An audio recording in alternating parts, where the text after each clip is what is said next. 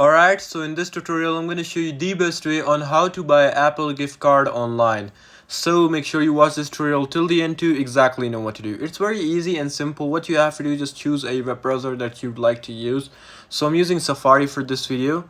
Just open up Safari, and what you gotta do is just simply type in buy Apple gift card. Once you do that, you'll see some sponsored options like CoinGet and my gift card supply. But if you want to buy it officially, here you'll be able to see official Apple link, and it says buy Apple gift cards.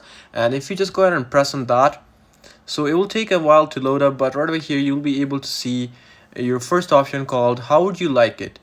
Would you like it by email or a mail? So you just gotta select mail and then choose a design that you'd like to choose. So I'll just choose this, and then choose the amount for your gift card.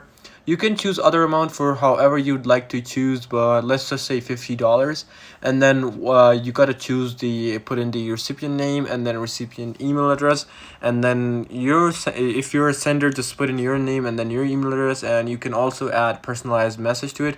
Once this is done, just simply press select and it's sent, and you can use your gift cards on all these platforms. So yeah, this is pretty much it on how you can buy Apple gift card online. So I hope this tutorial